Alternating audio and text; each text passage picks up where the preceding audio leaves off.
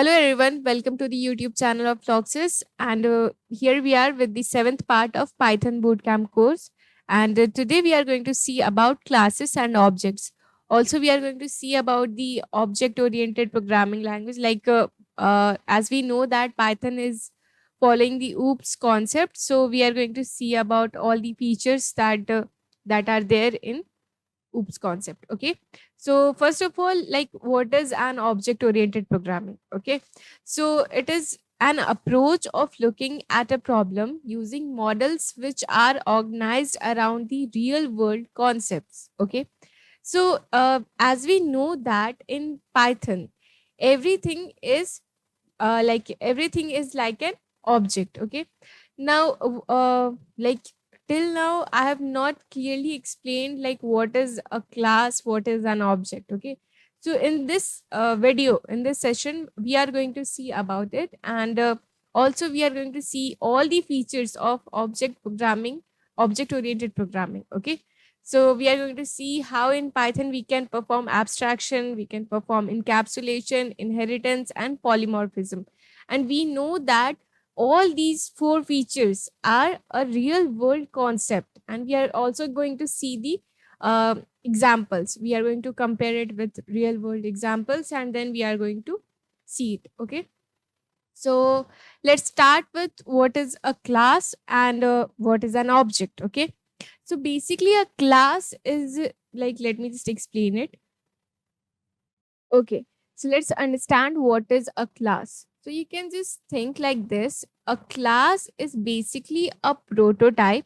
Okay, it is a prototype or a template that is used to create an object. Okay, like suppose I have created one class. Now, if I create an object, okay, if I create an object of that class, then that object can access all the functions or variable that is there inside this class. Okay, suppose this is a class, and now if I create the object of this class, then what we can do, we can easily access all the attributes. You can call it as attributes. All the variables and functions are called as attributes collectively, so we can access it by by the help of this object. Okay, so these objects should follow this blueprint. Okay, they should follow this blueprint. Okay, now here you can see a class is simply a logical entity that behaves as a prototype or a template to create an object, while an object is just a collection of variables and Python functions. Okay, now variables and functions are defined inside the class and is accessed using these objects. Okay, we can access these variables and functions by the help of these objects. Okay, or you can also these objects are also called as the instance. Okay, creating an instance of a class. Okay, so almost everything in Python is an object, we know that, and Python is an object oriented programming language. So this I've already explained that there are some features of OOPS concept. So we are going to see how Python follows that. That is encapsulation, abstraction, inheritance, and then polymorphism. So we are going to see about it. So a class is like an object constructor or a blueprint for creating objects. Okay. If I want to create any object, then I need to follow this prototype or the blueprint. Okay. To create a class, use the keyword class. So basically, let's just check out the syntax how we can create a class. Okay. So let me erase this. Yeah. Basically, what we do, we first write the keyword, that is class. Here you can see this. Yeah, so here you can see this keyword. Okay, that is class will tell us that we are going to start a class. And yeah, after that we write the name of the class, that is this is the class name. Okay, class name, and then colon. Okay, this colon starts the indentation or the scope of this class. Okay, so here what we are doing, we are simply assigning one variable, okay, inside this class. Now what I am doing, I'm calling this class. Okay, that means I'm creating an object. Okay, I'm creating an object or an instance of this class. Okay, this means that this object is following, or it is accessing, it can access all the attributes Attribute simply means, basically this attributes is basically a collection of variables and functions. Okay, you can call it like. So I can easily access all the attributes of this class, okay, by just creating an object. What I have done, I have, this is known as the object name. Okay, this is the object name.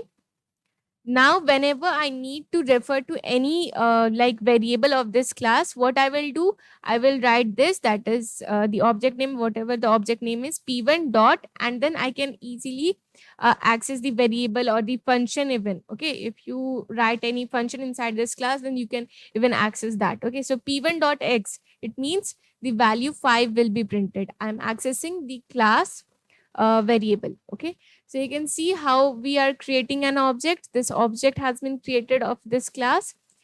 So basically this class works like a template, or you can call it as a blueprint for this object. And what we are doing, the output will be, so the output will be 5. Why? What we are doing, we are first creating an object of this class, then we are accessing the variable of this class. Okay, so that's a simple way how you can create a class and an object of this uh, class. Okay. Okay, so let's just see how we can create a class and how we can create a function inside a class. Okay, so we know the basic syntax how we can create a class. Just use this keyword, that is class, and then after that you need to like write the class name. Okay, so this will be our class name, that is Floxes, and we have assigned one variable that is equal to 5. Now what I will do, I will create one function. So there is a difference between a normal function that we used to define, okay, that we used to define earlier. What we used to do there, like basically our syntax was something like this: define and then function name, whatever it can be, and then inside this we used to pass any parameter, and it was not necessary to pass anything. Okay, it was not compulsory. We can even leave it empty. Okay, we can just leave it like that also. So that was the basic format how we used to like define a function. But now if I define a function inside a class, then there is one parameter that is always there. Now that parameter name is self.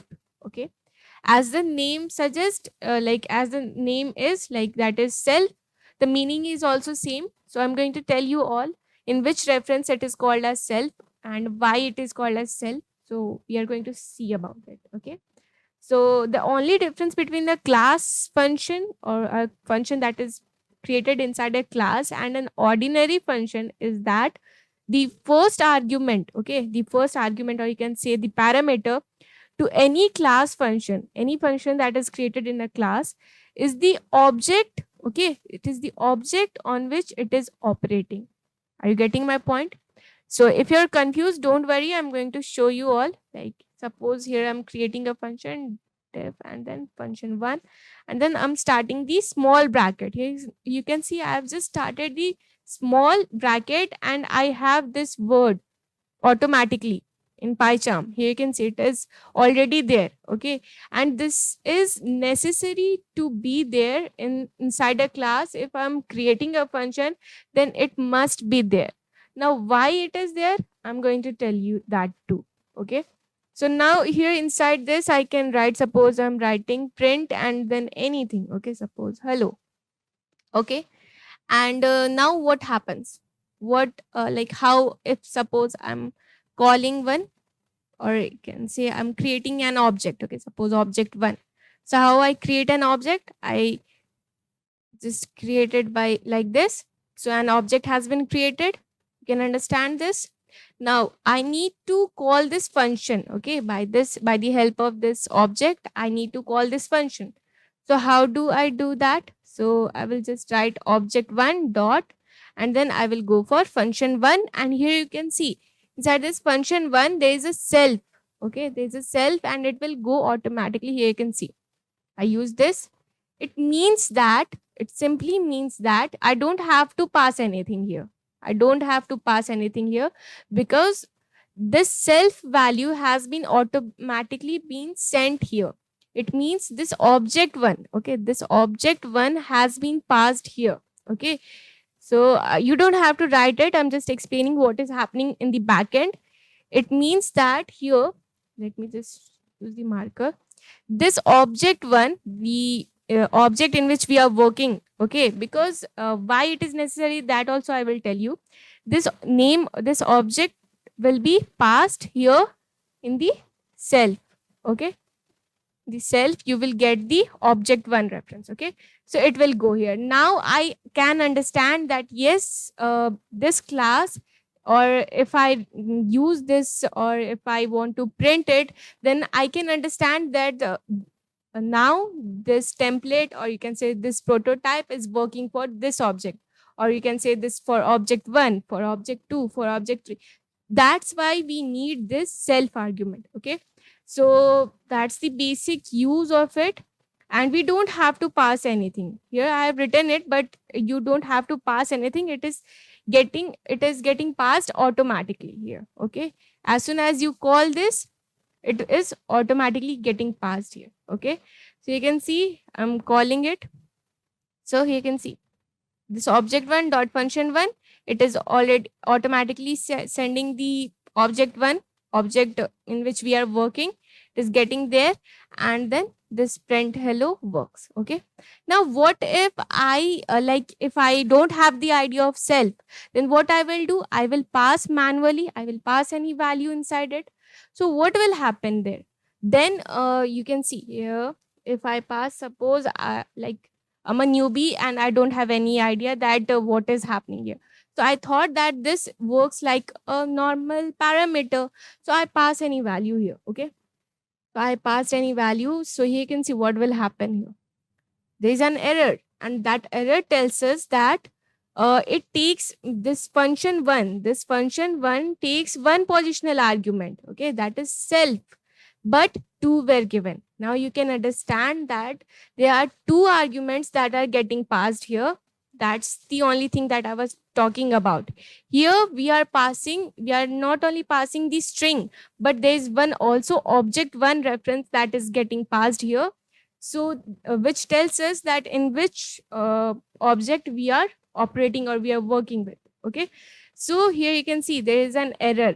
Okay, that means we are passing two argument, but yeah, you are seeing only one, but actually one more argument is getting passed, and that is the object in which we are working. Okay, so I hope it is clear to you all.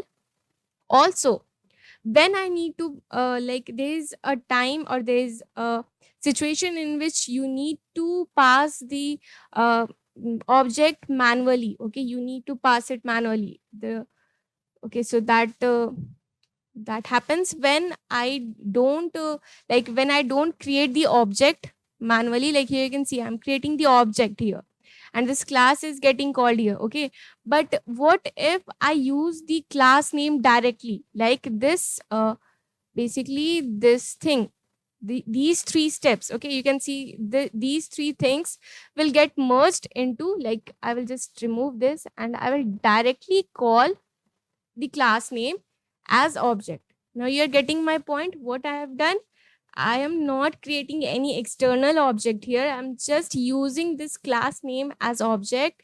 And then what I'm doing, I'm directly calling this function one. Okay, that is called class object. This way of creating an object is known as class object. Okay, it is a way in which we are assigning or we are creating an object by just directly using the name of class. Okay, so here I need to, because I'm not creating the object manually, so I need to pass the value inside this self. Okay, so I can pass any value.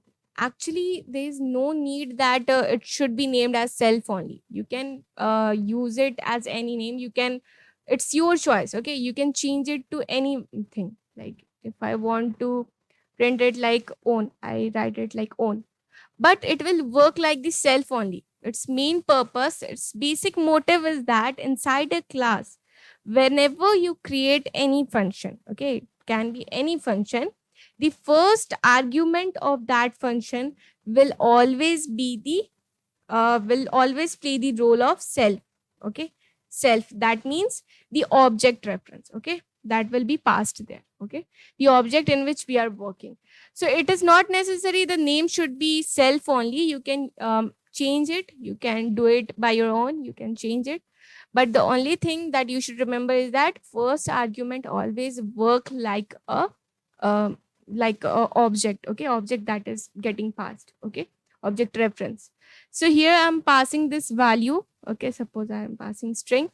So yeah, so you can see it is working. Hello, this own is getting the value of string and it is working. Okay, so what is happening, it is actually passing this object and it is working like that. And if I don't pass any value here, then there will be an error. Function 1 missing one required positional argument, and that is on. Okay, and it needs any argument there. Okay, it needs a value there. Okay, so that it can understand that yeah, we are working with an object, and for this object I need to do this specific work. Okay, so it simply means like I can also write like this, I can directly pass it like this. So yeah, that works. Okay, it simply means that. So that's how we create a class object, or you can say a function inside a class, and that's the main work of self. So yes, and one more thing is there. Like suppose if I have, let me just write it again to self, and then like I have one parameter name, and then I have suppose age. Okay, so like suppose I want to use the, like if you want to use any variable inside a function. Okay, if you want to assign any variable inside a function, you want to print it anything, then you need to always write this self first, that is self dot, and then name equal to whatever will be passed. Okay, then self dot age equal to age. What does that mean? It means that we are calling the object, whatever the object has been passed here, we are first calling that, and then we are assigning into that, like we are assigning the value for that object. Okay, it means that. So I will show you how it works. Let me just create some objects. Like I will create one object, object 1 equal to suppose fluxes. Why it is like, why this object oriented is programming is used, I will show you that. So you can see how our work can become so easy with this, sorry, fluxes. So object 1, sorry, object 2, let me create object 2. And here you can see what I have done. I have created two objects, and now I can directly pass the value. Okay, so I can write object 1 dot. Okay, I can directly call the arguments. Okay, I can pass the value.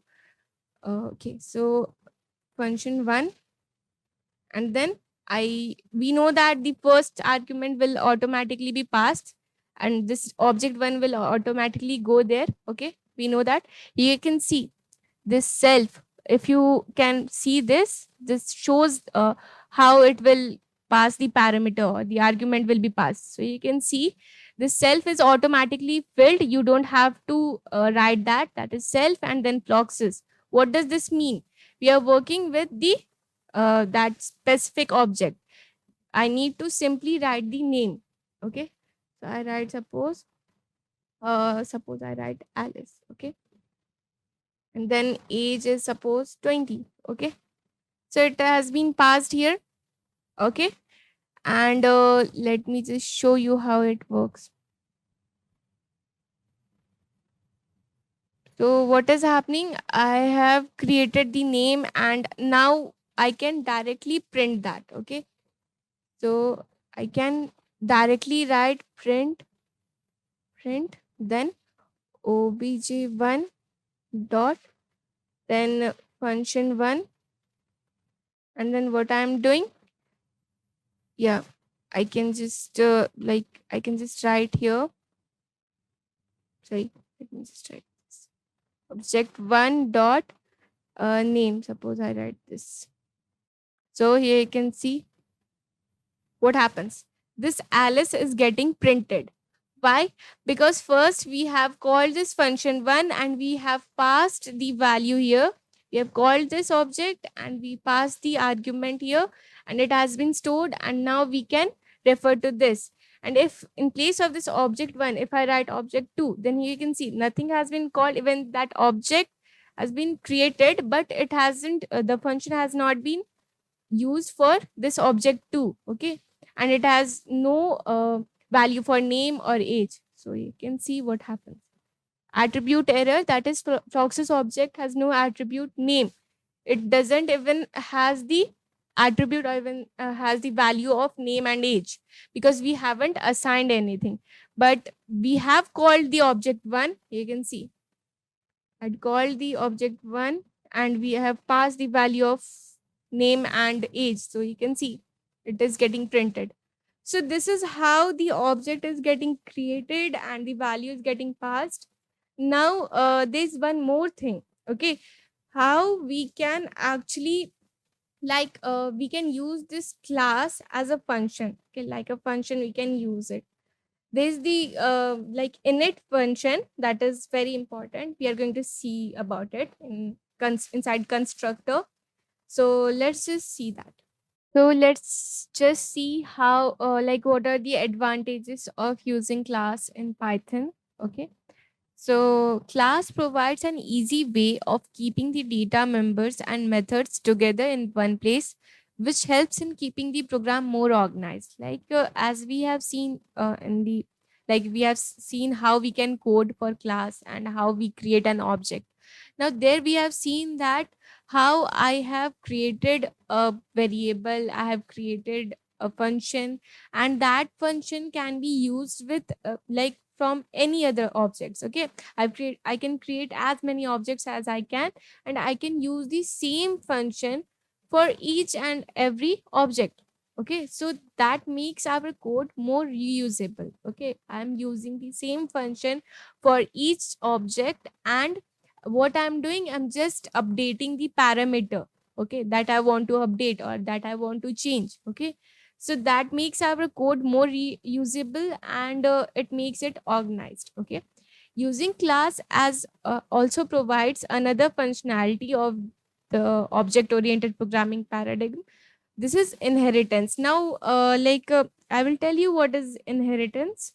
So basically inheritance, as the name suggests, it is just we are taking or we are inheriting some features of one class from other class. Okay, we are inheriting some features from other class. Okay, suppose there is one parent class, just the way the inheritance concept is same like the uh biological inheritance word that we see in human, the features that a child inherit from from their parents. Okay, so that's the same way there is a parent class. Okay, and there is a child class, and this child class can inherit some features, okay, from the parent class. Okay, classes also help in overriding any standard operator. Okay, so that is we can override the functions, or the functions that is already created in one class, we can use it again. So we are going to see about all those concepts that's coming under the OOPS concept. So using classes provides the ability to reuse the code, which makes the program more efficient. We know that already. Grouping related functions and keeping them in one place provides a clean structure to the code, which increases the readability of the program. Obviously, if it is organized and it is structured, then it is obviously readable. Okay, you can easily understand by reading.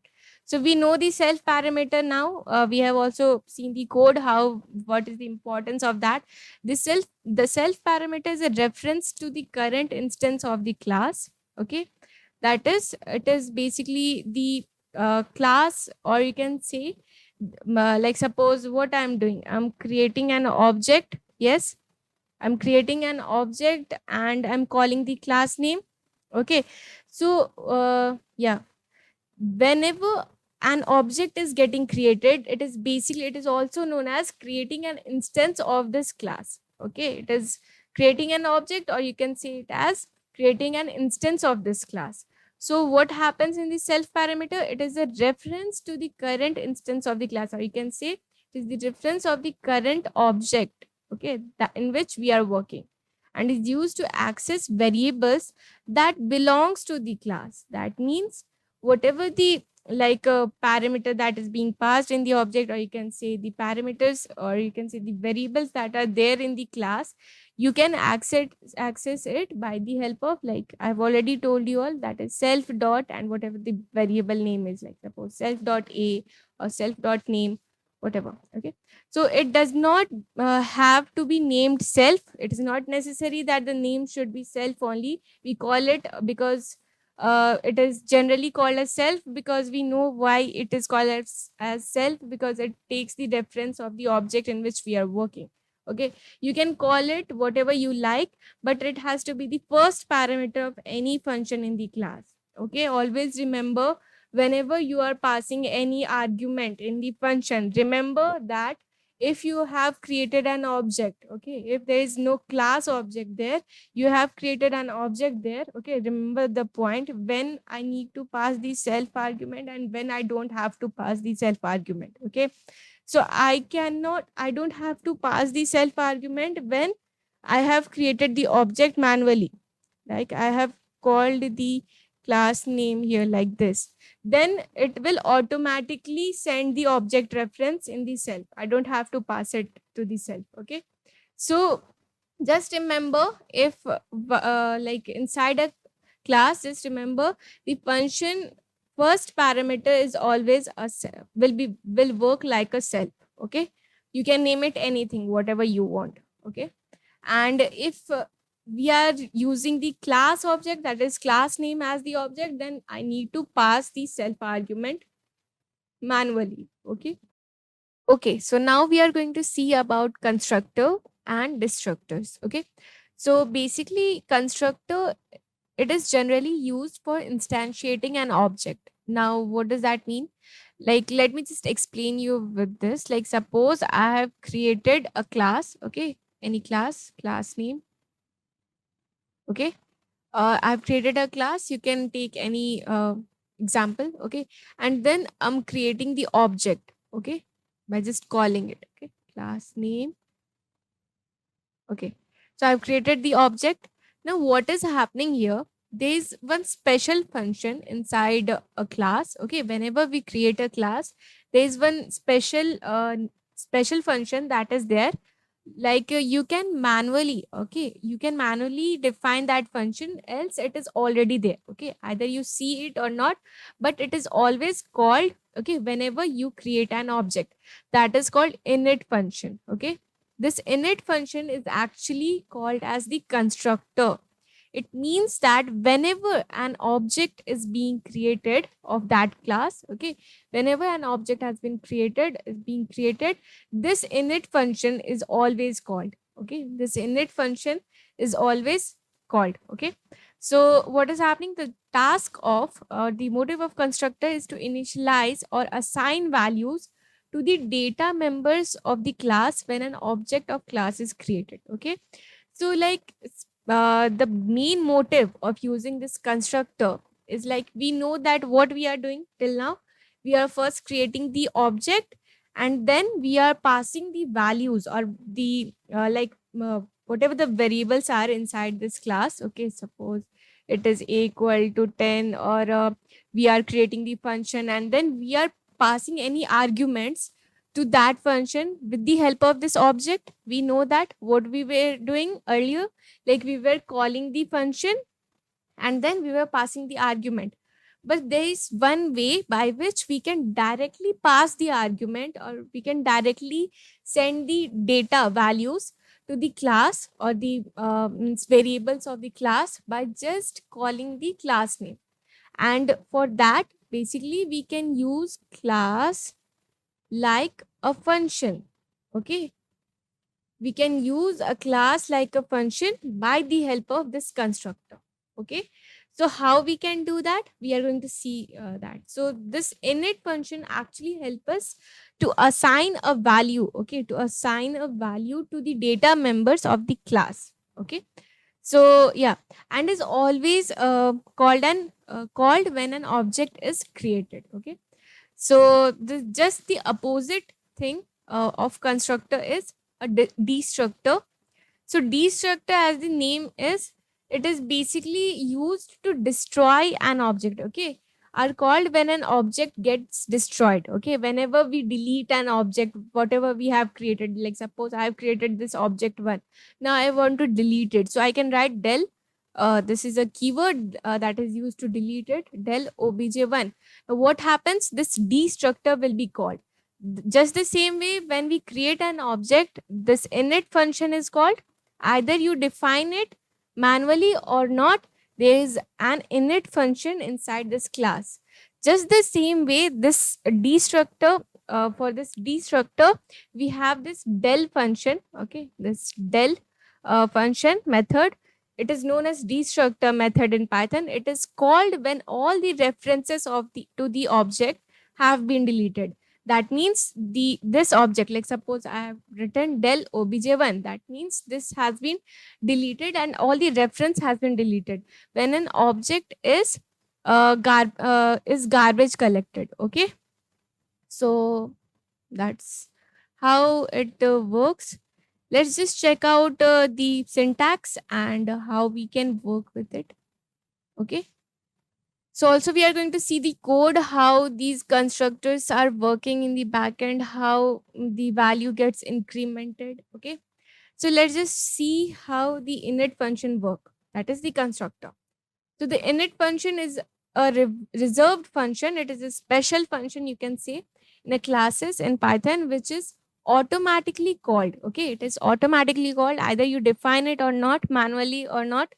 There's this function, and it is automatically called whenever a new object. Okay, whenever you call a new object or you create a new object, this is being called. Okay, of the class is instantiated, that is created. Okay, so you can see this is example class, and then class name is person. This is a class name.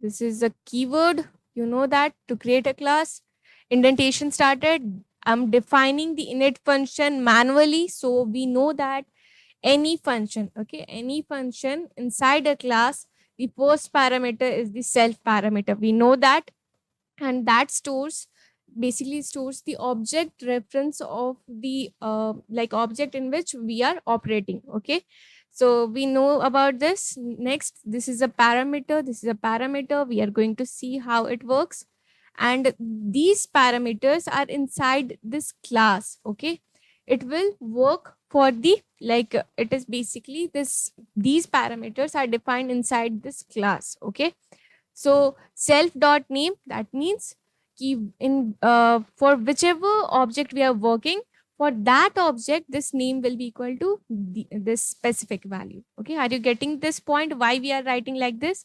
Like suppose I have created an object that is obj1. Okay, so for that object 1, this value, that is name, will be assigned to with this value whatever we have passed. Okay, so we are going to see about it also. Self dot age is equal to age. Now what I'm doing, what I can do, like earlier what we used to do, we used to just simply create an object. Like here what I'm doing, I'm creating an object. Okay, and that object name is what, it is p1. Okay, now what is happening here, I'm calling the class, or I'm creating an object. Okay, earlier what we used to do, we used to just write the class name and then this small bracket. Okay, used to call like that, if you remember. But now you can see just the same way, like we used to pass the arguments to a function. In function we used to do that, the same way we can use for class. We are passing the arguments, and now these arguments is actually being passed for this init function. It simply means that this init will work as the function for this class. Okay, so whenever I'm passing any value under this, like and calling this class name, it means that it will go to init. Okay, init, and the parameter will be stored for this entire class. Okay, whatever the value will be inside this, like suppose I have created another function, okay, inside this class. So these parameters will work for them also. Okay, that is, it is changed globally. Okay, inside this class. Okay, for this class. Okay, now you can see that now this class is being like it is working like a function. Okay, the values has been passed like a function, and now it is working for the entire class. These parameters are working for the entire class, and now whenever I will call this, or I have created an object, these parameters will go to the init function. Okay, and yeah, now I can write print p1 dot name. That means this object value, this name will be John. Okay, because that has been passed. Okay, then we have p1 dot age. That means the value, that is 36, will be printed. Okay, so let's just see how we can code it. So here you can see there is one more example. This will make you more clear about how this init function is working. So like here you can see we have created a class that the class name is person. Okay, and this is init function. Okay, and this is, we know that this is basically the self. We know that every time, just remember, the name can be changed. Okay, because it depends on you, whatever the name you want to you want it to be, it's your choice basically. And these are the parameters. Okay, you can take it as parameters. Okay, this is the self. If you remember, just remember that first argument or first parameter of any function, just keep note, keep a note inside a class, it will always be a self. Okay, so and by taking the reference of that only, we will assign the variables. Okay, so like self dot name, the name can be anything, and then name, whatever the parameter we have assigned. So here you can see inside this variable, for this variable, this value has been assigned, this age will be assigned to this variable. Okay, so now what is happening here, these value, okay, this name, uh, the color is actually very important. Okay, you can understand what is happening here. This value is getting stored in this name. Okay, these two values are different, just remember. Okay, now this name is having the value of this. Okay, this name can be different. Okay, it can be anything. So now this will work for anywhere inside this class. Okay, it is this variable will work anywhere inside this class. And just what we need to do is that we need to call like this self dot and then name. Okay, now this is the variable that is defined inside this class, and it will work in any inside any function, inside like for any variable you can use this. Okay, because that is defined inside the class. Okay, same goes for age. Okay, now I have created another function inside this class. Now if you remember, but whatever the name is, the first parameter always the self parameter. Okay, and that works, or that contain the object reference. Okay, so what I am doing, hello, my name is abc dot name. Now you can see here I haven't passed any argument or parameter. Okay, that is name. Okay, I don't have any parameter that is with any any value like a name. Okay, we don't have that. What we have done, let me just erase it, we have assigned this name, where we have assigned it here. If you can see, then we have assigned it inside the class or inside the init function. Init function basically means that we are defining it inside the class. Okay, inside the class, and that will work globally for every other function. Okay, so we can access this by just using the self. This is working like a self dot and then any value, any variable inside this class, you can use it. Okay, self dot name. Now this color scheme, you can understand this color actually helps you to understand what is happening. We are not using this value, we are actually using this value which is being assigned inside this class. Okay. And now what I'm doing here, I'm creating the object. Okay, I'm creating the object, and now what I'm doing, I'm passing the value to the class. That is the first value. We know that one more argument must be there, and that argument would be what? The p1. Okay, we know that that is hidden, but don't worry, you should always remember that there are three arguments in total. If someone asks you, like, this is the code, and someone asks you, or I'm giving you this assignment, that how many how many arguments are passed inside this, like, while calling this, how many arguments have been passed. So you have to tell me. So you should remember that I'm telling you the answer also. There are total three arguments that are being passed here. Okay. That is the P1 itself is also being passed. That is the object reference. And here you can see it is getting accepted here. Okay. That is my silly object. And name, we know that John will be assigned to name. 36, age 36 is getting assigned here age. Okay. And now what I'm doing, I'm calling the function P1 dot my function, that is this one. And here I haven't assigned anything or I haven't passed anything. Then tell me how many arguments are there, 0 or 1. Okay, tell me 0 or 1. Tell me in the comment box. Okay, and now the output will be hello, my name is, and then this will call the object, that is p1 dot, like self, that is p1 dot, and then name we know that what is that, that is the value that is being assigned inside the init function, and that will work globally for this class. Okay, so what is happening here, we are having this name. Okay, this value will be stored here, that will be John. My name is John will be printed here. So I hope now it is clear. This is very important concept. If you are having doubt, then please again just go back and watch it again, because if you don't understand this, then it's of no use. Like, this is the, like, backbone of Python. Okay, you have to understand this. Okay, so yeah, let's before going to inheritance, let's just explore more. Let's see the code. Okay, let's code it.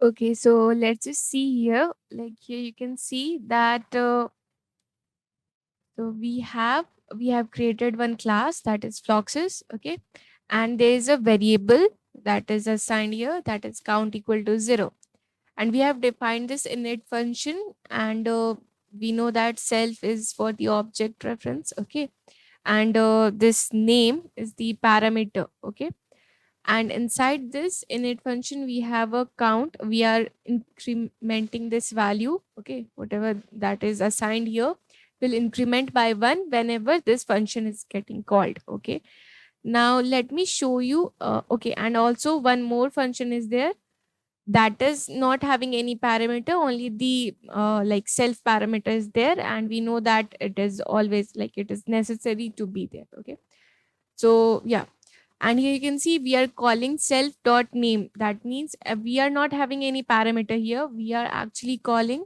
this name. Okay, this variable we are calling this one. So basically what is happening here, we have created one object. Here you can see we are creating an object, and inside this object we are passing one parameter, and that parameter is basically the name. Okay, and one more parameter is there. We know that here actually two arguments are being passed, and one is the object reference, that is object 1, and then other one is the name. Okay, and we know that whenever we create an object, okay, whenever we create an object, this init function is always called. Okay, we know that.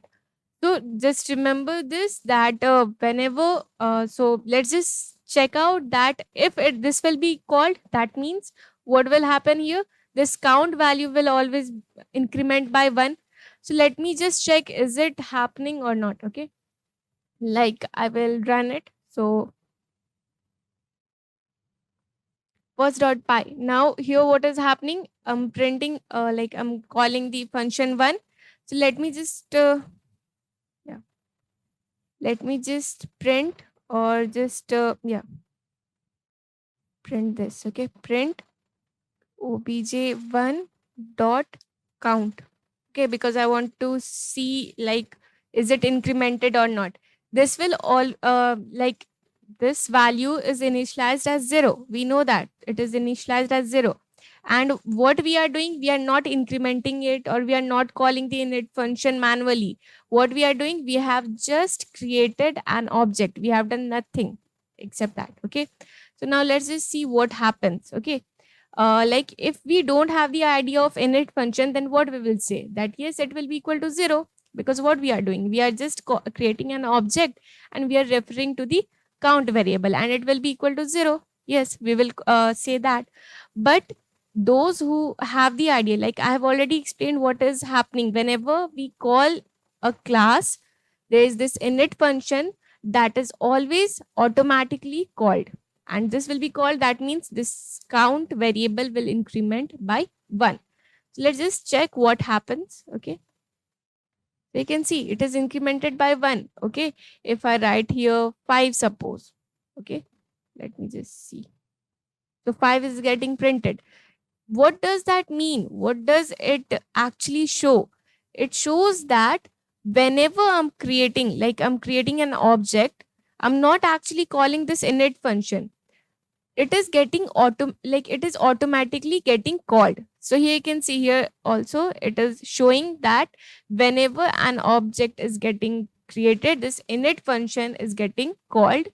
And also here you can see, inside this init function I have assigned a like a variable that is name, and this name can be used inside anywhere inside this class. Okay, like here you can see inside this function 1, I am not passing any argument or any parameter that is by the name. Okay, by the name.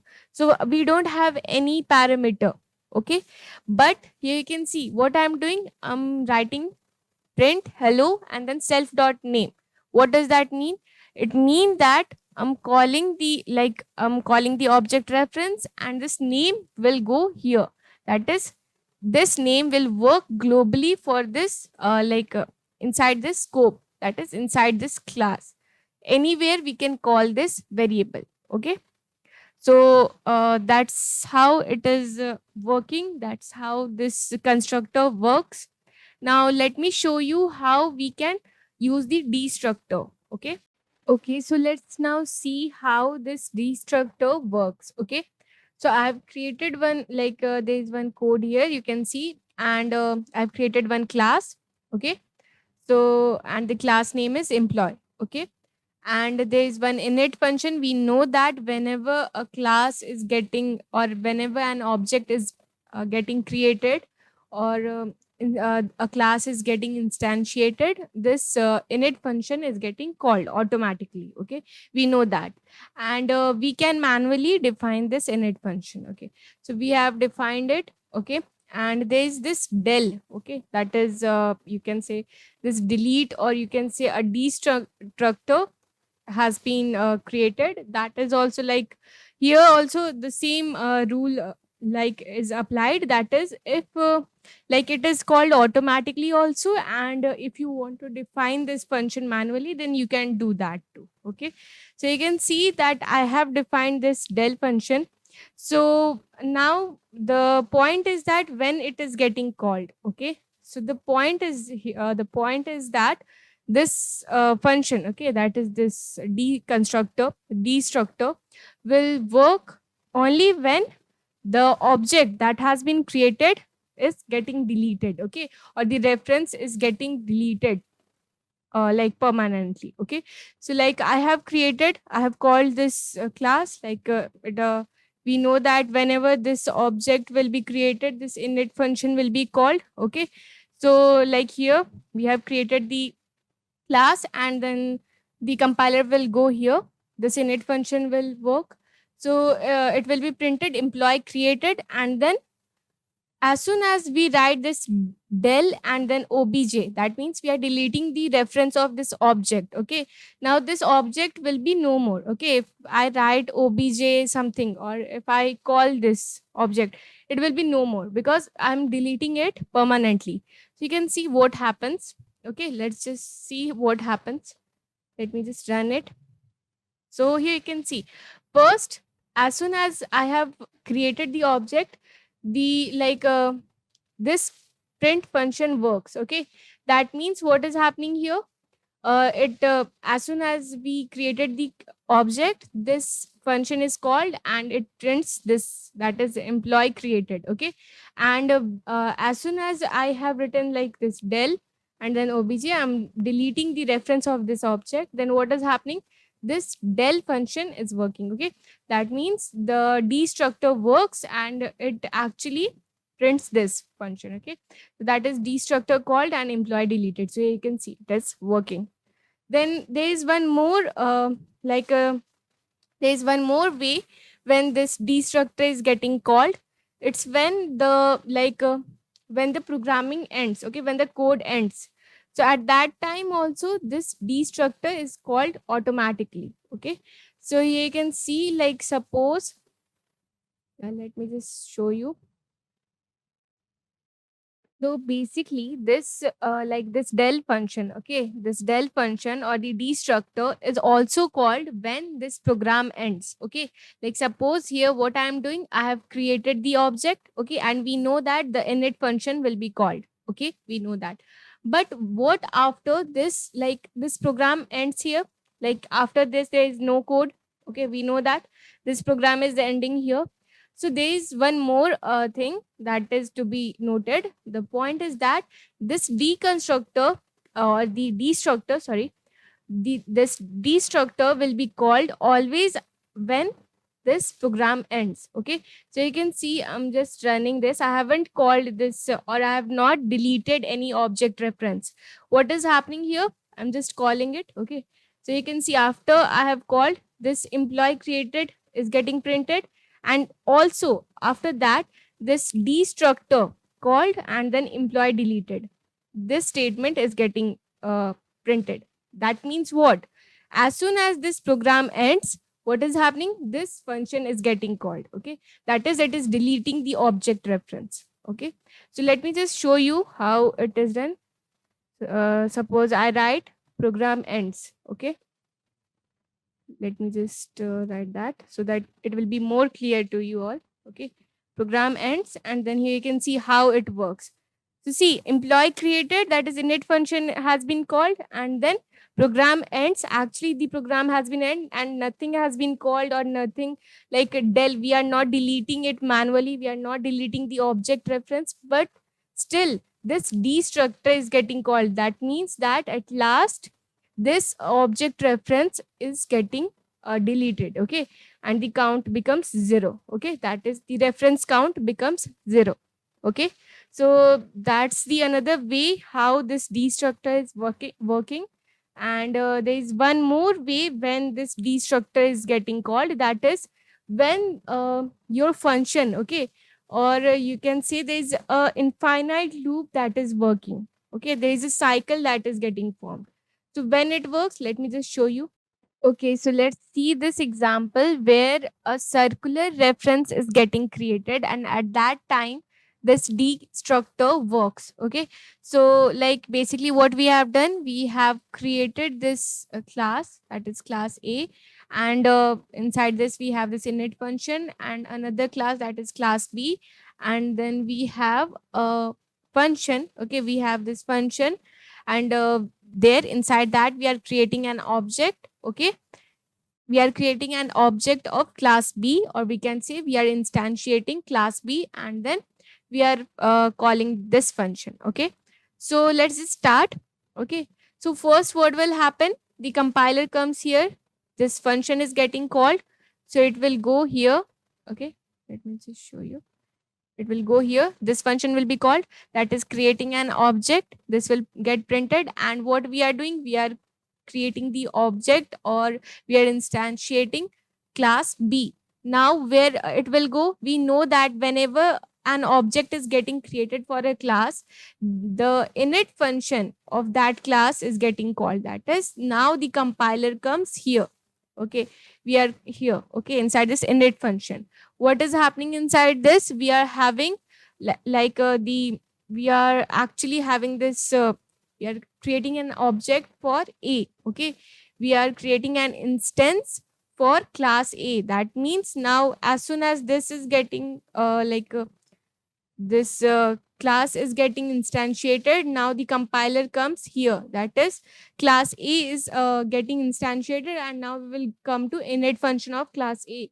Inside that we have a parameter. Now we know that what we are doing here, we know that as soon as we create a we create an object, there is a parameter that is getting passed, and that parameter is the object reference, or you can say like this a is getting passed. We know that this a is getting passed here, we don't have to write it manually. But also one more parameter is here. Okay, one more argument is getting passed here, and that is self. And now that self is what? It is the reference of class B. Okay, if you can see, this self is storing the reference of class B that is getting passed here inside this init function. Okay, so now what is happening? We are sending the reference of class B.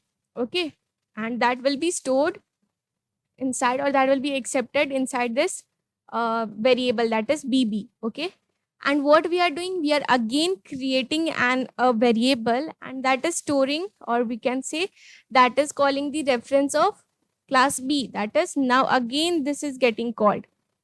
You can simply think that this BB is basically this, we are calling the class B. Okay, again this init function will start. Okay, so now what is happening, again this B is called. Okay, and now there is a circular reference. Okay, it is actually have forming a circular reference.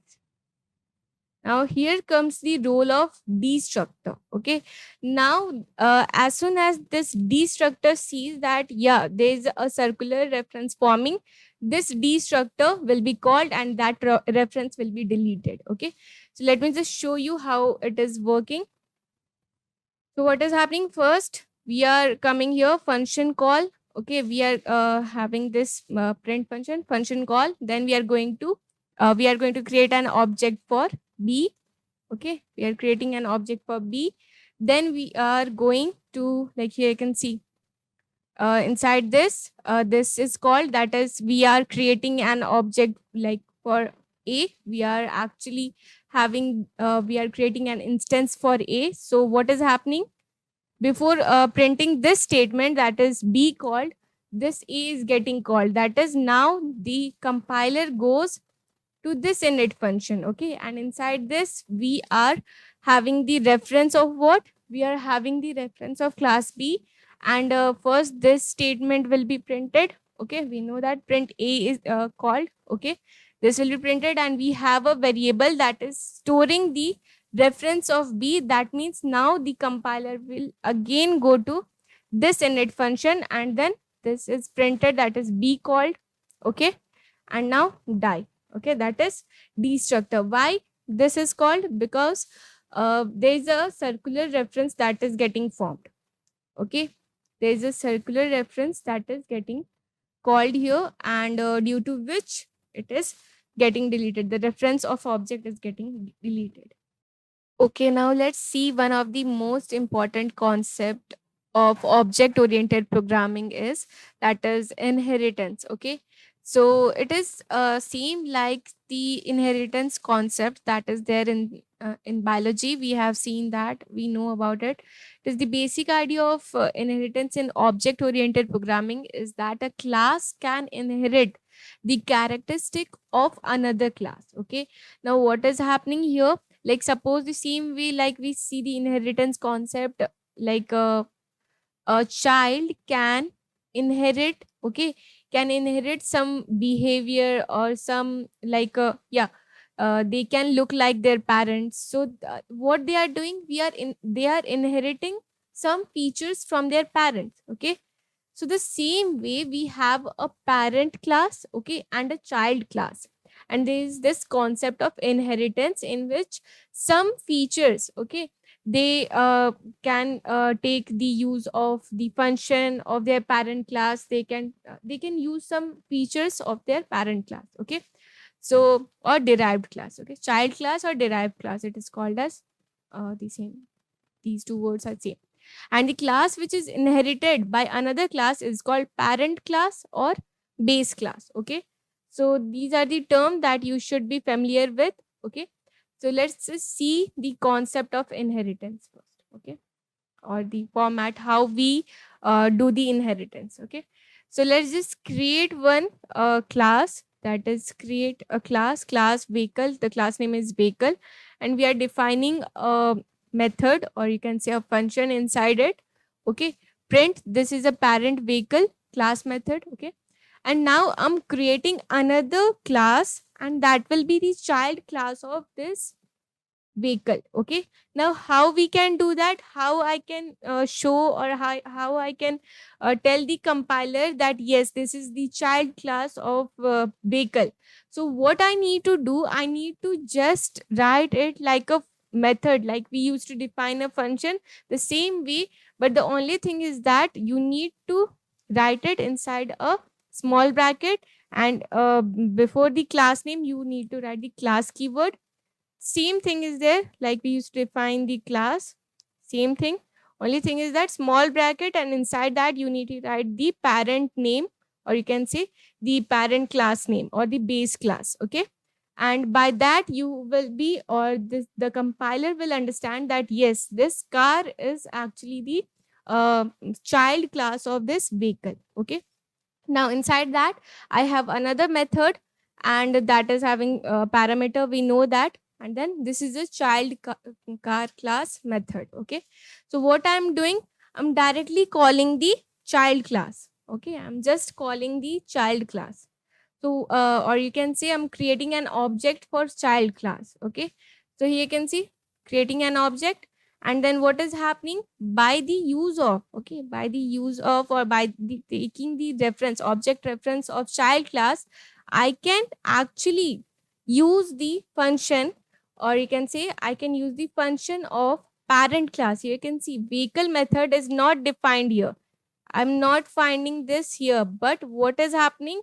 I can take it from the parent class. That is actually this vehicle method is in the parent class, and I'm actually using the object reference of child class to use the method of parent class, calling parent class method.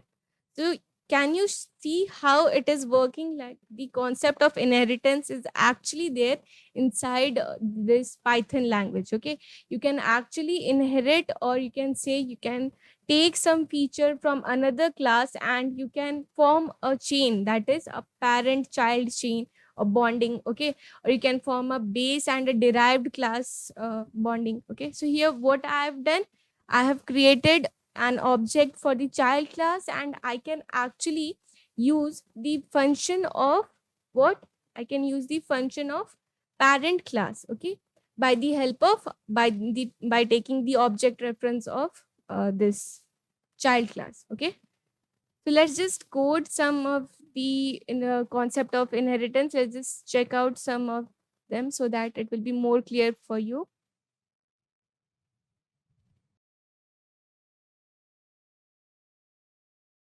Okay, so let's just see how this inheritance is working. So I have created one class, okay, and the class name is person, okay.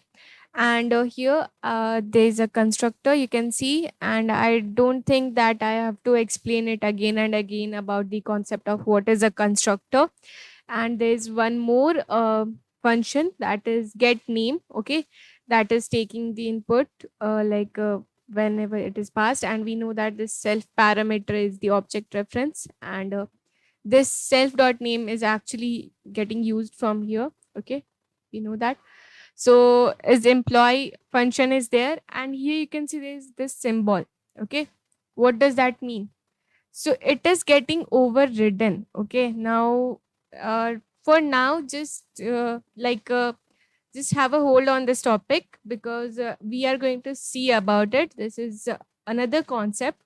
So let's just ignore that, okay, for now. And why it is getting why it is showing like this, we are going to see that, okay. Then another class is there, and that is the child class, okay.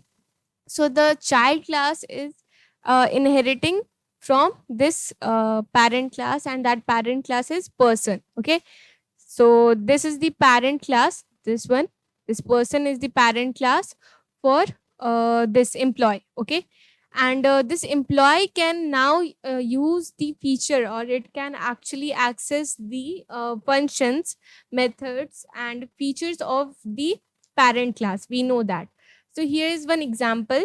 Like here you can see I have created a function that is working, and one more function is there, that is employee, and the same function was there in the parent class, that is this one. Now you can understand what is happening here.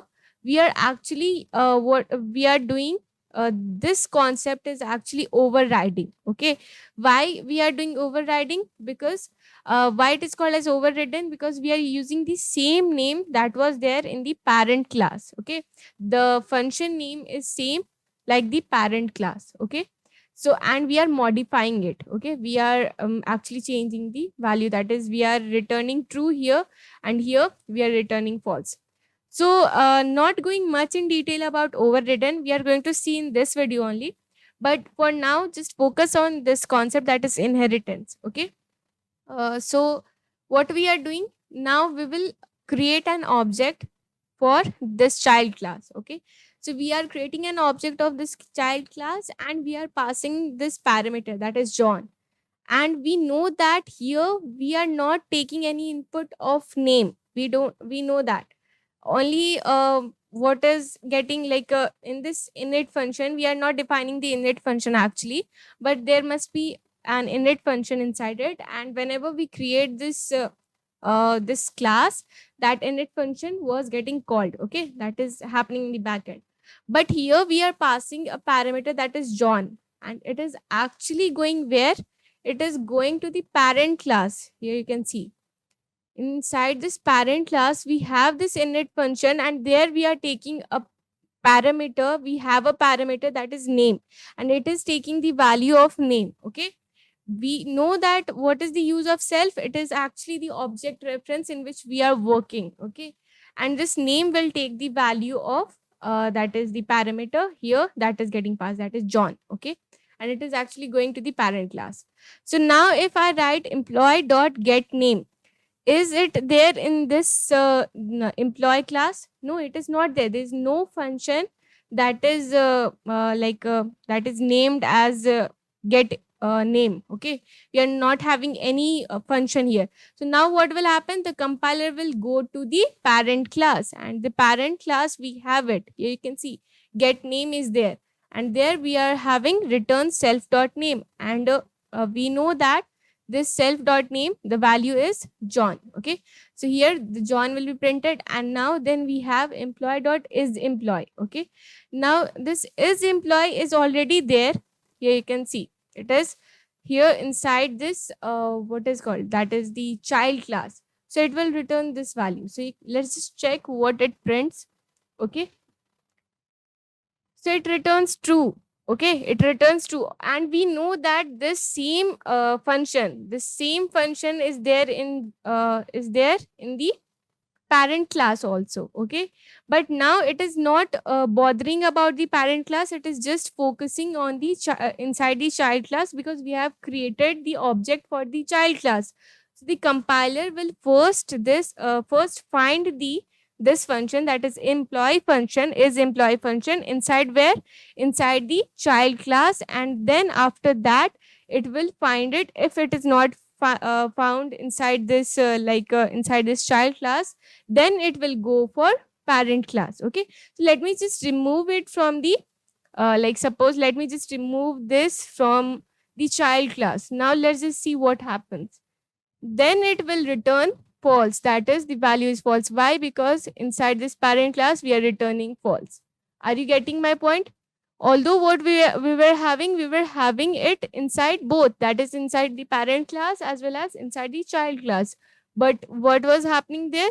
we were first finding it inside the child class, and if it is found there, then we will stop there. Okay. So yeah, so this is how it is working.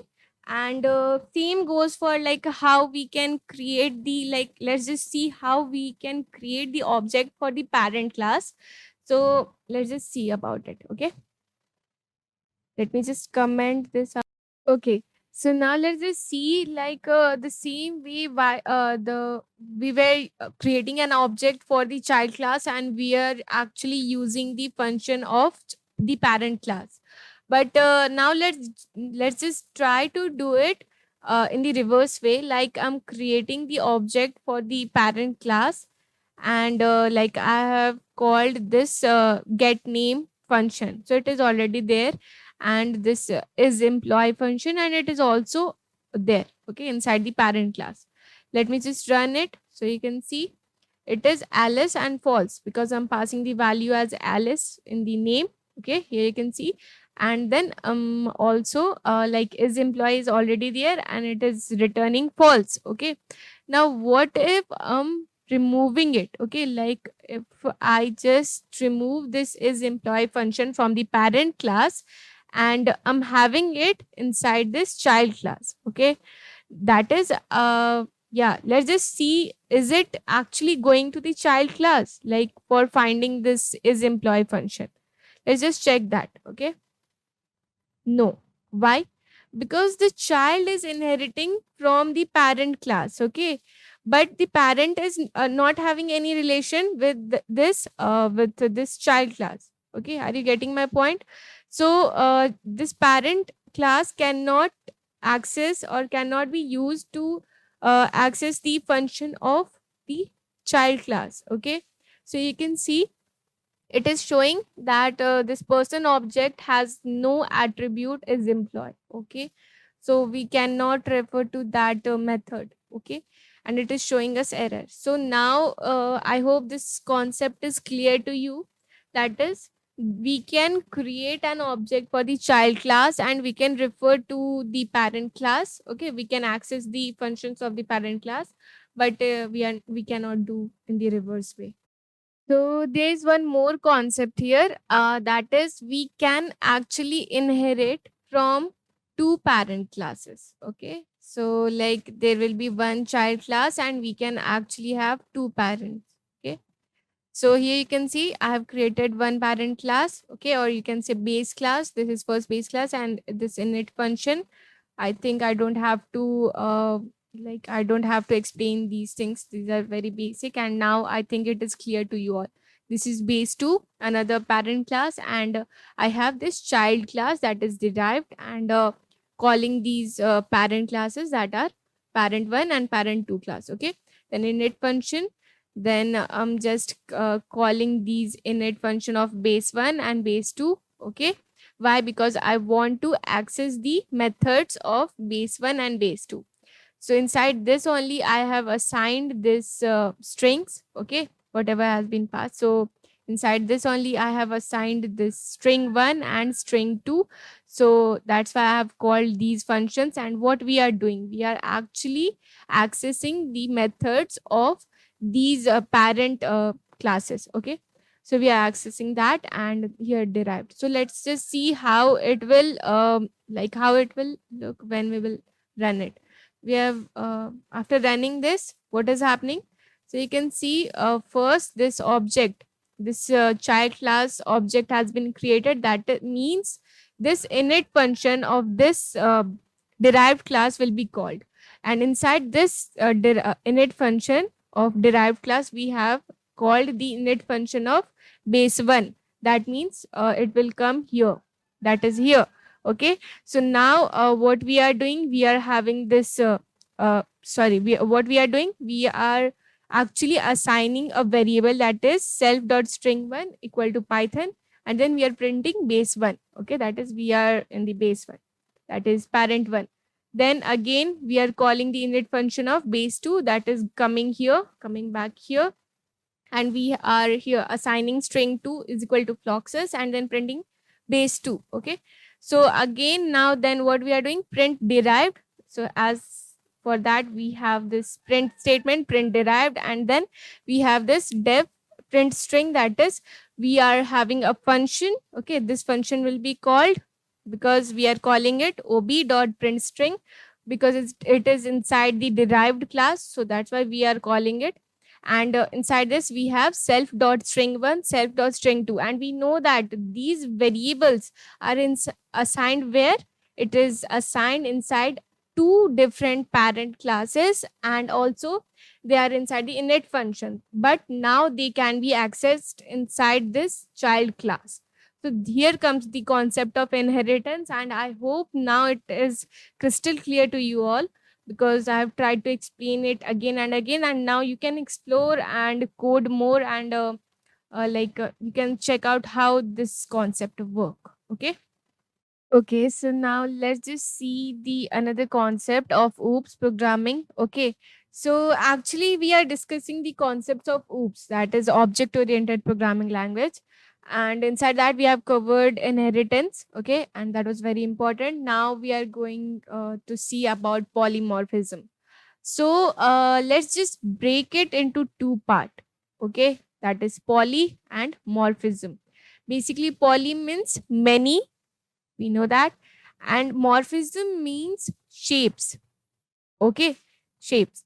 This is the practical example meaning of this world, but basically in programming, what is happening, what is the concept of polymorphism is that it basically means the same name.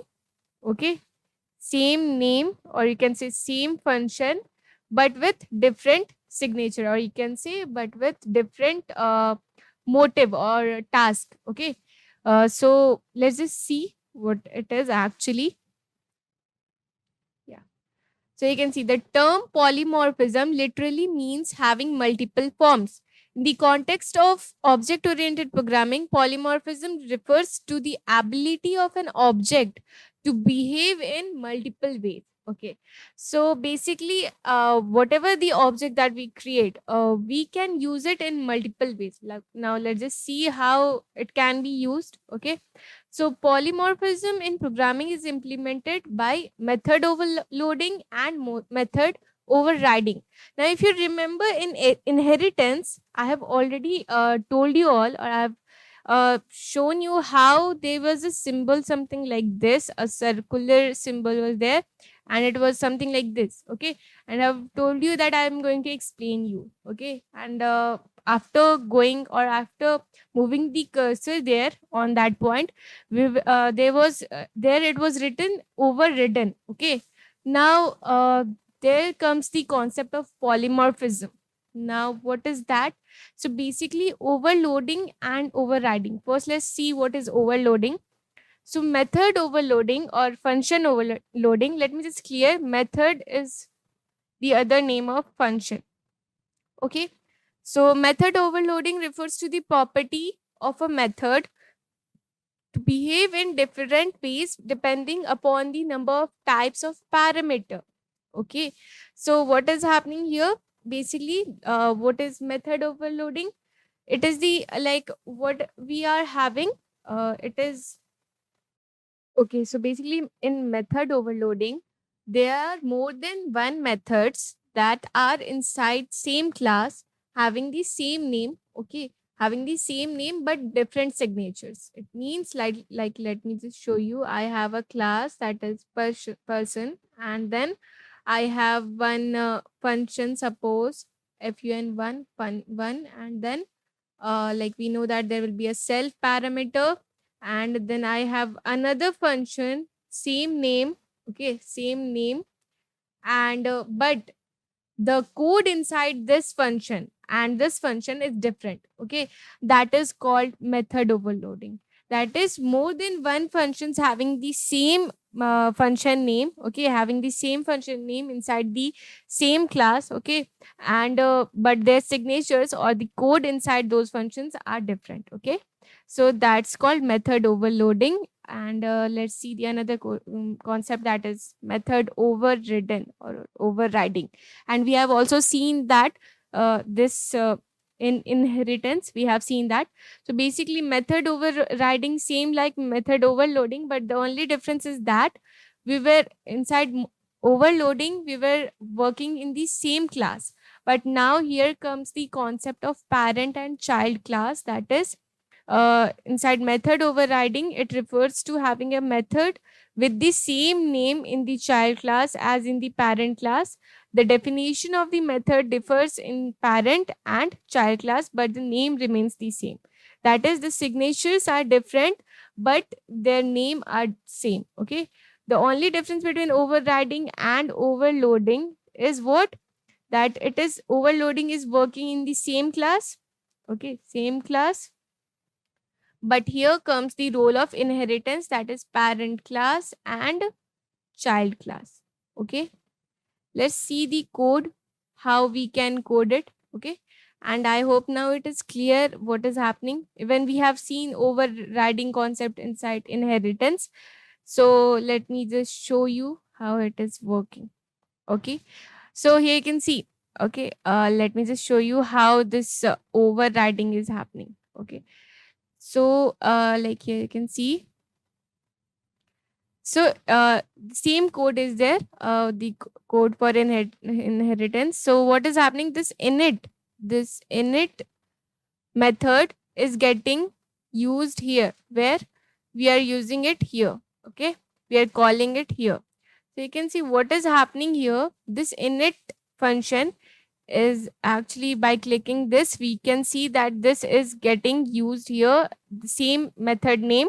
And we know that there is an init function in every class. Okay, there is this init function in every class. So you can see this is overriding it. Okay, there is a concept of overriding, and if I click it here, then I will reach to the point where it is getting overridden. Okay, so you can see here the overriding is happening. And again, for the second base class also, you can see I'm reaching here. So this is how overriding is happening. Only the thing is that basically what is happening here, the that we are having two classes, and they are working in different classes. Okay, but what how this overloading will work? So you can see I'm coming to the child class, or you can say the derived class. In this derived class, I have two methods. Okay, I have two methods with same name, that is isw. You can see ISW, I have written this same name. But what is happening inside this? Inside this, I'm having self dot name is equal to name, and then self dot string one is equal to string one. That is, their signatures are different, but their name are same. So this is an example of overloading. Okay. Okay, so now we are going to see about encapsulation. So basically, encapsulation means wrapping up of data and function into a single unit. Okay, so basically, it refers to data hiding. We are actually hiding the data. As a general principle in OOPS, or object oriented programming, one class should not have direct access to the data of the other class. Rather, the access should be controlled by via class method. Okay, so to provide controlled access to a class data in Python, the access modifier and properties are used. Now there is one important concept, that is the concept of access modifier. Let me just explain you that, and then we will move to this encapsulation. Okay. Okay, so now we are going to see about all the different type of attributes that we have in Python. So by the help of these attributes, we can actually implement the encapsulation, like actually these attributes. Okay, or it is also called as access modifier. Okay, so it basically tells us, or it is used to define the scope of any variable or any attribute. Like we are changing the default scope by this access modifier. Okay, that means we know that there is a scope of each variable or a function. We know that, like suppose if I define something like I have class and then suppose car. Okay, and if I define any variable, okay, like suppose if I define a equal to 5, then I know that this variable is defined inside this scope only. Okay, or we can access it by creating the object, and then I can access this variable. Okay, so till now, like, I know that. Or suppose if I create a function, okay, a function, suppose fun1. Okay, and what I'm doing, I'm defining any variable. So now I know that this variable is only, like, it can be accessed only inside this function. Okay, it is defined inside this. Okay, so the that is known as scope. Okay, and by the help of this access modifier, we can actually change the default scope of any attribute. Okay, now what is a default scope? I have already explained it. That means, like, if any variable is defined globally, or it is inside a local, like it is defined locally, or it can be accessed only in the local scope, or you can say inside any function. Okay, or it can be accessed by the use of object, by creating an object. Okay, so, like, by the help of this access modifiers, okay, we can actually change the scope of the attributes. Okay, so let's just see how we can do that. And actually, we know that what is the use of encapsulation. We can actually hide the data. That means we can, we can give some, like, permission to that data, that, yeah, like, these specific people can only see that, or they can only refer to that variable or attribute. Okay, so for that, we can actually use these access modifiers to give the permission, or to allow those variables to get, to provide the access by the user. Okay, like, to access those variable inside the package, or inside the class, or inside any function. Okay, so let's just see what are those different access modifier. So first we have public access modifier. Okay, now, this, as the name suggests, it simply means that anywhere in the, anywhere inside or outside the class, you can access those variables or attributes. Okay, it can be accessed anywhere. Okay, you can inherit that class, and even you can use it inside the derived class, or even you can, yeah, you can use it anywhere in the Python file. Okay, now next we have private variables or private attributes. Now these attributes are actually, they are only accessed inside the class. Okay, in whatever class you're defining, you can only access inside that class. Okay, so next we have protected variable. Okay, this means that when, if you create an object of that class, then also you cannot refer to this private variable. Are you getting my point? It simply means that, like, suppose I have class, and then I have a, like, class name, and I'm defining any private variable. Okay, I will tell you how we can actually define this, or how actually we can tell a variable that yes, you are private. Okay, you can be only, you can only be accessed inside the class. Okay, how we can tell it, I'm going to tell that. Okay, there is a syntax, so we are going to see that. So basically, this private variable can only be accessed inside this car class. Okay, even if you create a object, even if you create an object outside the car, okay, outside this class, then also you cannot use this private variable. So I'm going to tell you by yeah, by implementing it also.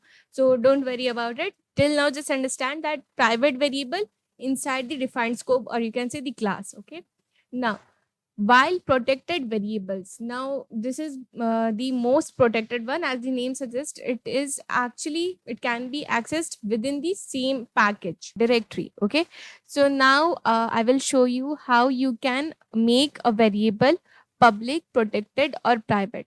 So public, for public, we don't have to add any prefix before the variable name. Okay, like, suppose I have any variable name. Okay, and variable name, so, and we assign any value to variable.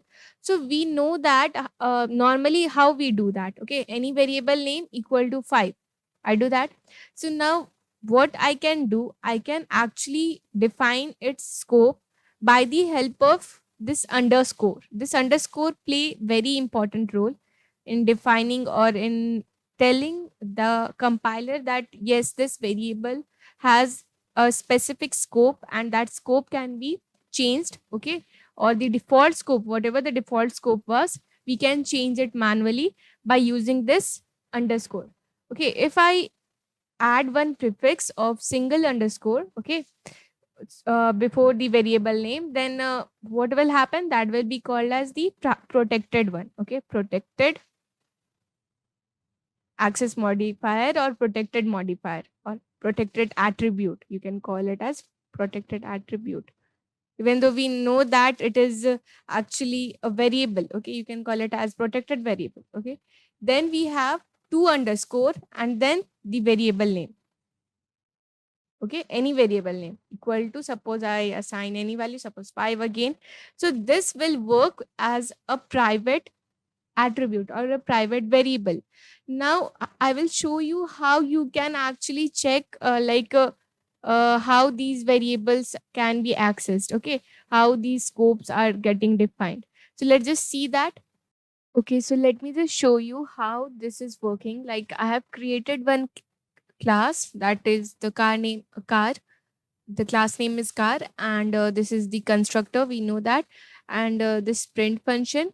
Now I have created one public, like we know that this is the public attribute or public variable, we can access from anywhere, okay, we can directly access that. And this is, we know that this one is the private variable, and this one is protected one, okay. Now I will show you how we can access these variables, okay. So like I have created one class object for this class, okay, and now I'm trying to access these variables. So we know that normally what we used to do, if I want to access any variable inside a class, so what we used to do, we used to just create an object, and by taking the reference of that object, we used to call the variable name, okay, and that used to work. So like normally we used to do like this, and let me show you, it will actually work for the first case, okay. So you can see, if I type first.py, okay, so like it will work for, here you can see, engine started, and then 1999 is getting printed, that is first this engine started, and then, sorry, I'm printing here, that's why it is showing that. Let me just show you again, like let me just remove this one first, okay, and show you again, okay. So yeah, after running it, I'm just trying to normally access the variable that is name, and we know that it can be done like we usually do that way, okay. So now what is happening, I want to access these protected and private variables, okay. So this one, we know that this is a private one, this is private variable, and this is protected. So let me just show you to access the, yeah, this one is, we know that this is the protected one, this one is private one. Let me just show you for the protected one first. So we know that the protected attributes, it can be accessed inside the package, okay, the directory, okay. So I'm accessing it, and you know that here we can see the output is 1999, which is the value of model, okay. Now let me just show you, can I access the, can I access the private attribute, private variable? Let me just show you. So you can see there is an attribute error. Why it is showing that? So we know that we can only access the private attributes inside a class. And here what we are doing, we are trying to access it publicly, okay, in the public scope. We are trying to do that. We are creating an object and we are actually accessing it outside the class. Yes, we know that it is not inside the class. We are accessing it outside the class, and it is showing us an error. Okay, that is attribute error. It is not recognizing it. It is showing that inside this car object there is no attribute, that is make. But we know that it is there, and it is basically the private attribute. Okay, so yeah, let me just show you, like, can I use this inside this, what is called, inside this class? Let me just show you that. Print, and then I'm just trying to print this, that is make. Okay, now let me just try to do that.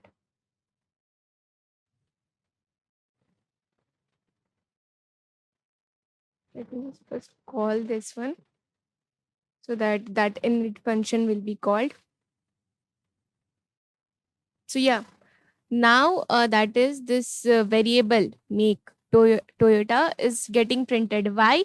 Because we know that we can access it inside the class. Okay, this is a private attribute and we can access it inside the class, but we cannot access these variable outside the class. And we have seen the like example also how we can do it. So that's the concept of access modifier. And now I hope it is clear to each and every one of you, like what is the scope of the access modifier, how we can use it, and also the protected variables. Okay, that is this one. These protected variables can be used inside the derived class also. Now, if you don't remember what is a derived class, basically, if you remember the child class, like parent class and a child class, like suppose this is my parent class, okay, and I have created another class that is the child class of this car, okay, child class of this parent class. So now there I can use this protected, okay, this one, this protected variable, and it can be used. Okay, so that's how these access modifiers are used, and by the help of these modifiers, these access modifier, we can actually implement the concept of encapsulation. What is the concept of encapsulation? It simply means that we can hide some data if we want. Like, by the help of these access modifier, what I'm doing, I'm actually giving the permissions to the members. Okay, I'm making it like I'm creating a privacy by which only a specific like I'm defining the scope of these variables so that only the specific one can see these data. Okay, so you can actually implement this concept of encapsulation by the help of these access modifiers. Now let's just see about abstraction. So let me just explain you one simple example where we see the concept of abstraction. So basically, this abstraction is seen like, uh, suppose like everyone uses WhatsApp or any text message sending app. Okay, so uh, what we see, like suppose what we use, we only see the application interface, and what we do, we simply type any message or text and then send it. We don't know what is happening in the background. We don't know how the message whatever we are sending is getting received to the other user. We don't know about it. So that's where the role of abstraction come. Like, what is happening, we are only getting to know about the thing that we are actually bothered about. Okay, we just want to send the message, we are seeing that.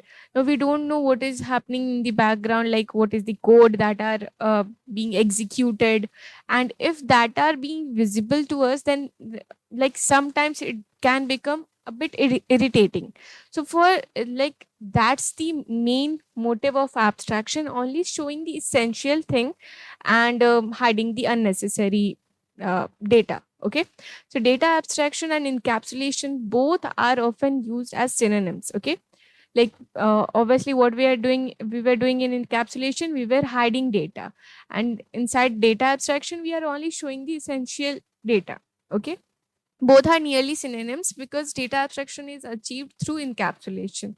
Now what we are doing, the only thing, the syntax of abstraction, how we can achieve abstraction is like from ABC, that is this is the module. Now you must not be knowing about module till now. Like module is simply a Python file. There are some built-in Python files that are there. So you just need to import a class. Now this is a class. Okay, Like in this Python file, whatever the Python file is, like suppose .py file, okay. Now this is called as a module, okay. We are going to see about module because that is a specific session we are going to see about it.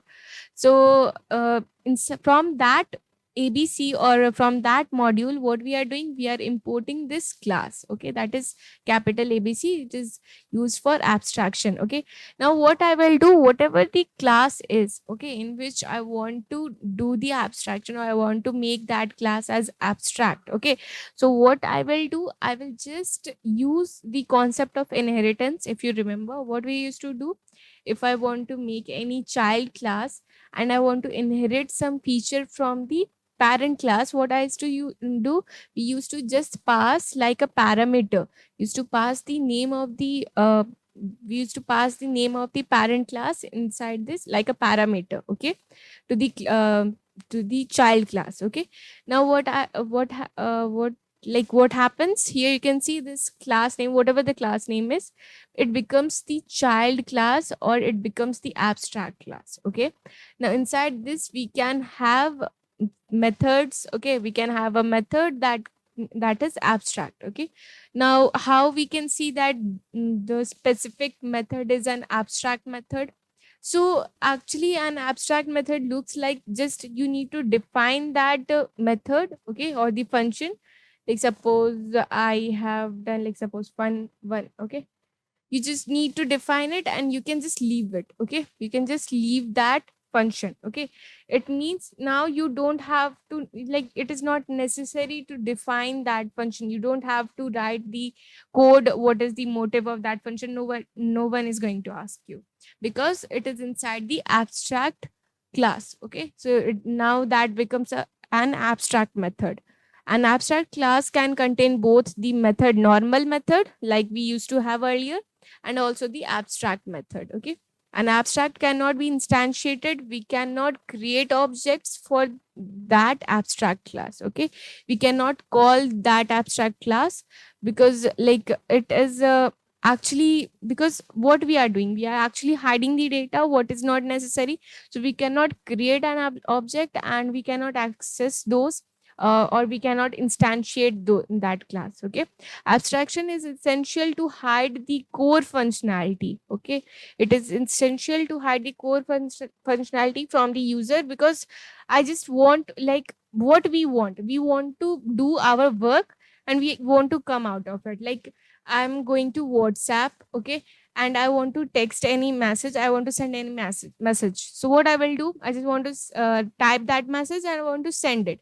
I don't want to see which Python code or which code is happening in, like what is the computer networking, from where the message is going to the server. I don't want to know about all those stuffs, okay.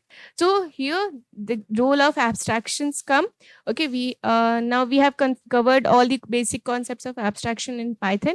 Let's just see the code, okay.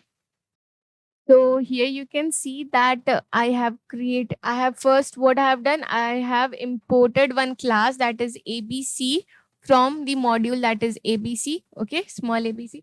And now what I'm doing, I'm creating a class that is inheriting from where it is inheriting the feature from this abstract class, okay. So it is inheriting from there. And now I have one simple normal class function, normal method that is having some like some line of code, or the purpose of this method is being written here. So it is just having a print function, okay. And we have another, that is another abstract method, because what we are doing inside this abstract method, I have written this past statement. I'm not writing any, like what is the use of this method, what we are doing inside this method. I have not done anything. Like I have just written past statement. And if you remember in the control statements video, I have already explained what is the use of this past statement. The simple thing that will happen here is that the cursor will just like move from here, okay. Now we don't have to write anything, okay. We can just leave it as it is, okay. Now what I'm doing, I'm using another class, okay. I'm inheriting this shape class, and I'm using another, or I'm creating another child class of this shape. Okay, and I'm having some variables. Now I'm using this method. Okay, I'm using this abstract method of this parent class in the child class, and now here I'm returning, or I'm using the, or actually I'm writing the purpose of this method. That is, I'm calculating something, that is, I'm calculating the area. Okay, I'm calculating the area and returning that. Okay, so here you can see what I have done. I have created an abstract class, and I have like, if I want to, then I have done it like, I wanted to assign, or it depends on you. Like, if you want to write the code, if you want to tell the user that yes, I'm doing this thing, like I'm calculating the area. Okay, so you can show it, or else you can just write the pass statement and you can make it an abstract method. Okay, so here I'm returning the area, and you can see what I have done. We know that we cannot create an object for the abstract class. Okay, we know that. So what I am doing, I'm just creating a sub class, or you can say a child class of the abstract class, and then I'm calling, or I'm creating an object for the child class. Okay, that is rectangle. So now what I'm doing, I'm printing what I'm doing. I'm calling the functions. Okay, I'm calling the functions of what, of the parent class or the abstract class by the help of the child class. So here both the concept of inheritance as well as abstractions can be seen. Like, what I'm doing, I'm actually using the functions, or I'm accessing the functions or methods of the abstract class by the help of the child class. Okay, so now I can call this print method, you can see, and then what I'm doing, just writing print area dot rectangle, means area of rectangle. Here the statement is there, and then I'm calling the calculate area. Okay, calculate area method, that is being, here you can see, it is also the concept of like overriding is happening here. You can see the concept of overriding is happening here. The method, or you can also remember the polymorphism concept that we have covered. What is happening, from the a method from the abstract class is getting, it is actually getting overridden here, and we are again modifying this method. Okay, and then we are calling it. So this is how the concept of abstraction is happening. Like, in this abstract class, we know that we cannot directly modify, or we cannot directly access the attributes of this abstract class. But what we can do, we can use the concept of inheritance. We can make a sub child. Okay, or sorry, we can create a subclass or a child class of this parent class, and we can inherit the methods, we can inherit the attributes from the parent class, and then modify it and also access those attributes. Okay, so I hope now the concept of attributes is clear to you all, and by this we actually covered all the concepts of OOPS, that is object oriented. And do give your reviews. Thank you.